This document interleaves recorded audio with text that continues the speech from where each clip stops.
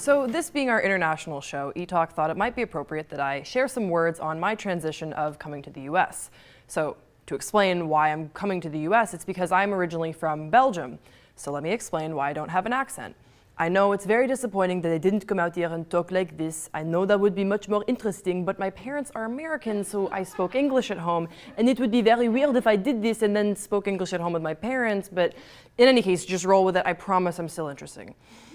Anyway, I came to the US for university, so I was 18 years old, and I came speaking with an American accent, thinking that this transition would be totally fine, seamless, everything would be cool. What I didn't account was that I wouldn't know any of the slang words. So I knew what orange juice was, I knew what it meant to, scrape your knee, and I knew what shoes were and all those words, but I didn't know slang. And the way that I learned slang to prepare to come to the US was through rap music on MTV, which led to some interesting problems, a story that I like to call the homie story, which I think illustrates my transition to America very well. Here's what happened. I came to the US knowing really only some rap lyrics and just having my American accent with me, and then I would go into class and I would hear these people talking to each other, and they would throw around the word homie and home slice, and I'd heard that from a T-Pain song, so I thought, okay, this must be some form of greeting, this is appropriate, this is what Americans do. This is not what Americans do. So what would happen was that in class, my professor, would say, hey Grace, how's that paper coming? And I, assuming that this was, how you talk to the people, this is how you be buddy-buddy, be like, well, homie, I'm working on this paper, home slice, I will get it to you hot diggity in a second. And it was incredibly strange because I had an American accent, so he just thought I was making fun of him, and he would be like, I'm just gonna really need you to stop calling me homie. So that was one of the first instances that happened. The second was that I wasn't familiar with American holidays. In Belgium, the holidays that we have are kind of basically just bank holidays, and then you have Saint Nicolas, which is like kind of Christmas. It's a huge downer, don't look into it. And like a carrots and a donkey and some shoes. Christmas is way better. And then you have Thanksgiving, which was wonderful, but then you also have weird holidays like Labor Day. Now, I didn't know what Labor Day was. How was I supposed to know what Labor Day was? But we're going around the class, I guess it's in September. Don't quote me on that. Sometime in September, and they're going around saying, well, we have the day off of school, so why don't we talk about what Labor Day means? We're not just having this vacation here, just share it with us. And so I immediately assumed that Labor Day is a holiday for pregnant women, which it is not. So I'm saying, I think it's great that we have this holiday because my mom was in labor for so long. Very, very much confusing the rest of the class. In any case, finally, I make my way to Elon after transitioning to a bunch of different schools, and I'm happier than ever. So what I'm trying to say, homies, is that it's been a great ride, and this is going to be a wonderful international episode. So coming up, we have the inside scoop from some Elon African dancers traveling to Ghana to perform their work. Stay tuned, homies.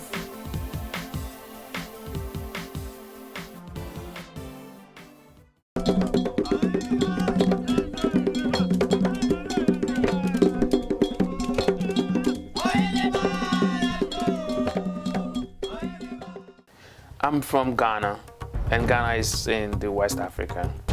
I came from a very small village, born and raised in a very small village.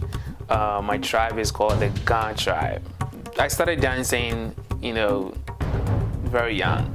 I don't remember the age, but I remember, as I could walk, I was dancing. I came here actually to explore, to see what dance it's like here in the United States, and how I can get my body to move in a different way other than what I have been doing back in Ghana. The winter term, the study abroad Ghana trip, it's open to everyone. And I have 15 students, registered now that I'm going with, and not all of them are dancing. Some are, going to study, how to play different instruments. Yes, and others are studying how to tell, orally tell West African stories. Poetry, it's something that others are also signed up to do. Others are dancing at the same time, doing, multitask things at the same time. And so it's just what your passion is, what you really want to learn, or what you really want to. So it's just open for them to explore on this journey and to embrace all the experiences, so it could make them unique when they return, something that they could add up to their scholarly work, their research work, their personal life, and how they can relate to that. And I think they will grow as humans, having that experience. It's not only dance, but it's bringing a whole lot of art together. The fact that they will be performing with my company, based in Ghana. They're all Ghanaians. They've had West African training, so it'll be very interesting and unique to find this blend on one stage performing. Now we're learning different movements from different tribes, and this is because I am not trying to define a specific tribe.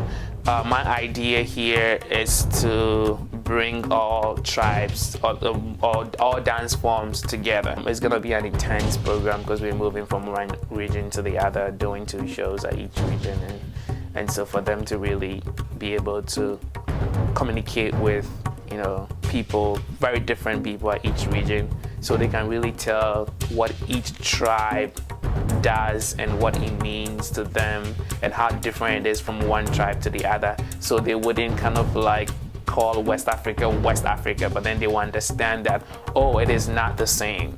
Even within Ghana, the tribes there are very different. They speak different languages.